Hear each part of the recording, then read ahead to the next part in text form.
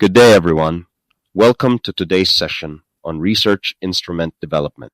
We'll be focusing on designing and validating research instruments using the Content Validity Index (CVI) approach, a systematic method for ensuring your measurement tools accurately assess what they're designed to measure. Whether you're developing surveys, assessments, or clinical tools, this session will equip you with practical techniques to strengthen your instrument's validity. Let's begin.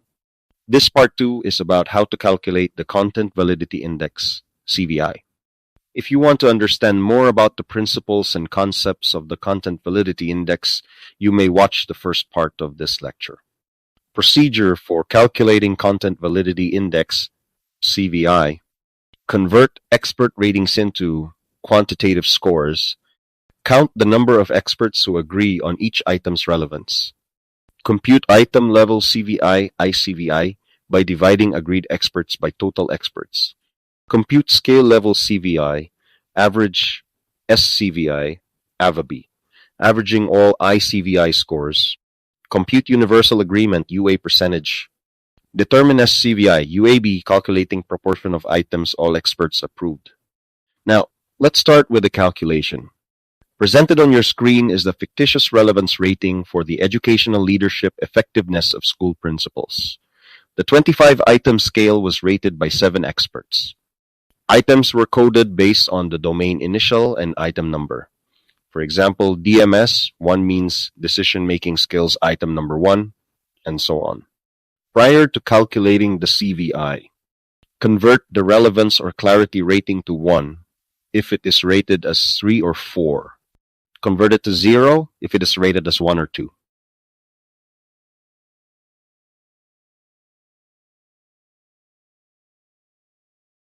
From this table to this table, as you can see, the experts' ratings were converted. Ratings of 3 and 4 were changed to 1, and ratings of 1 and 2 were changed to 0. Count all the experts in agreement per item. Here are the results per item of experts in agreement.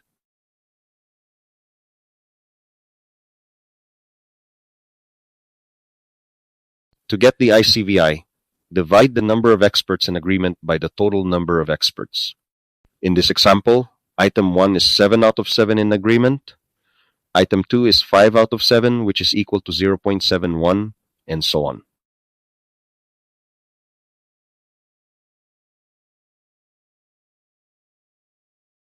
Here are the I-CVIs, item level content validity index per item.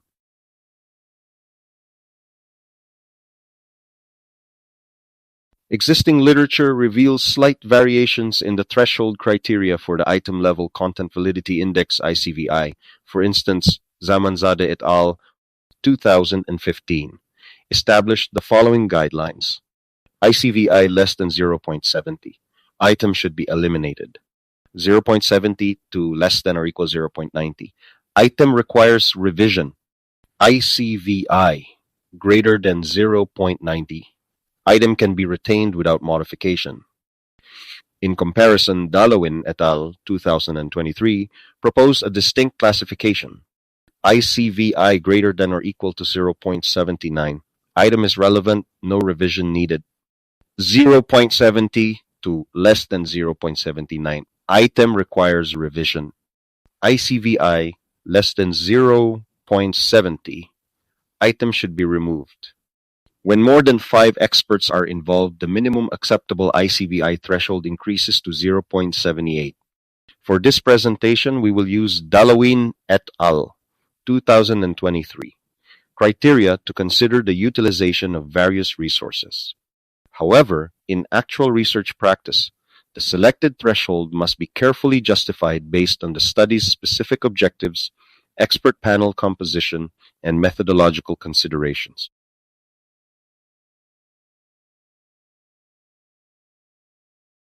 For the decision-making skills domain, item 2 needs revision, and item 5 needs to be removed. For the communication effectiveness domain, item 6 will be removed, while item 9 will be revised.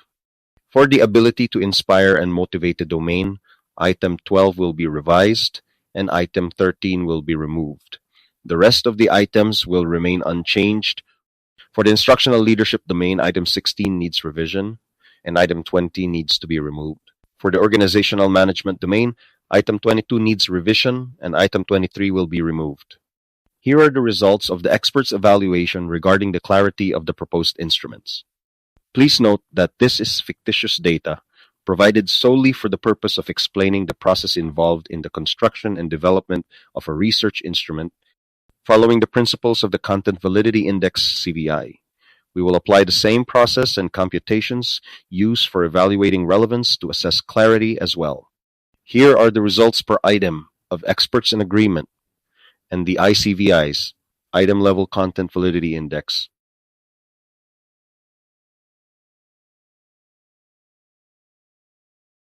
Here is the result for the clarity of each item following the scale of Zamanzadeh et al.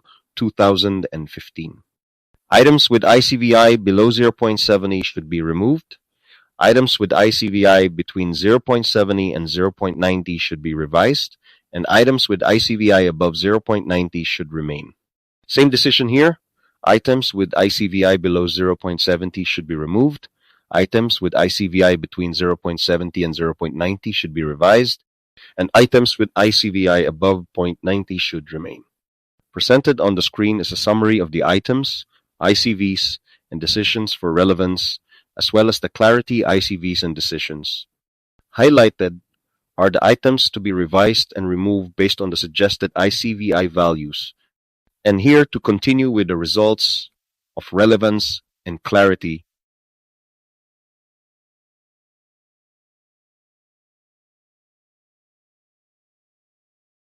What to do next? Eliminate items marked for removal. Revise items based on expert feedback. Resubmit revised items for expert review. Recalculate the I-CVI. Repeat until all items meet retention criteria.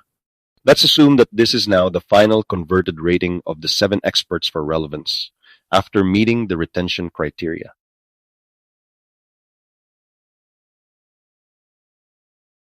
And this is the final rating for clarity.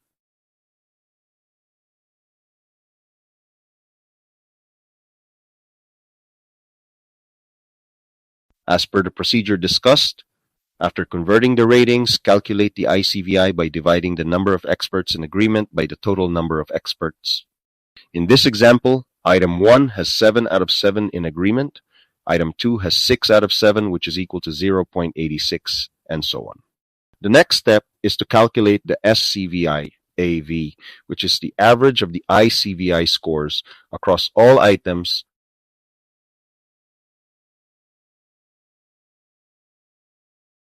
SCVI average is equal to 0.98.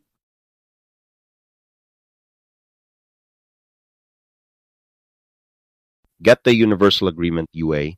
Assign a score of 1 to an item if 100% of the experts are in agreement, and a score of 0 if not all the experts agree 100%. Score 1 is assigned to the item that achieved 100% experts in agreement.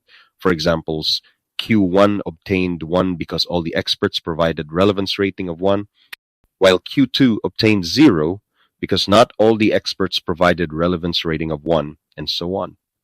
The next step is to calculate SCVI, UA, the average of UA scores across all items.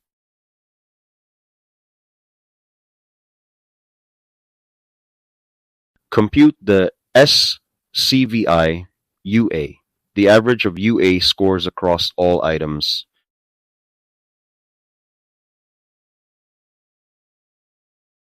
Do same process for clarity.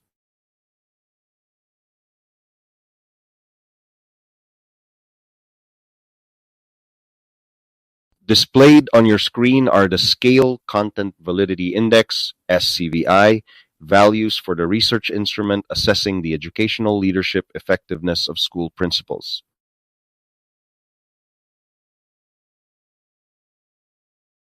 The reference table by Yusuf, 2019, can be used as a guide for acceptable CVI values. In our example, with 7 validators, the acceptable value is 0.83.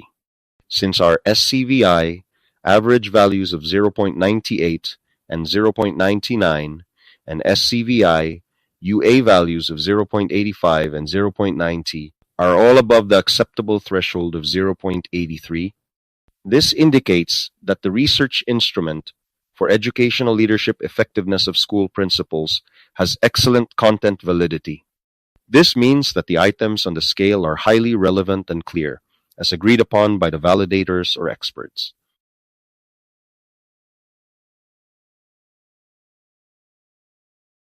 In establishing content validity index thresholds, researchers may explicitly cite methodological references and justify their selected benchmarks in relation to their study's specific context, including discipline norms, instrument complexity, and validation objectives.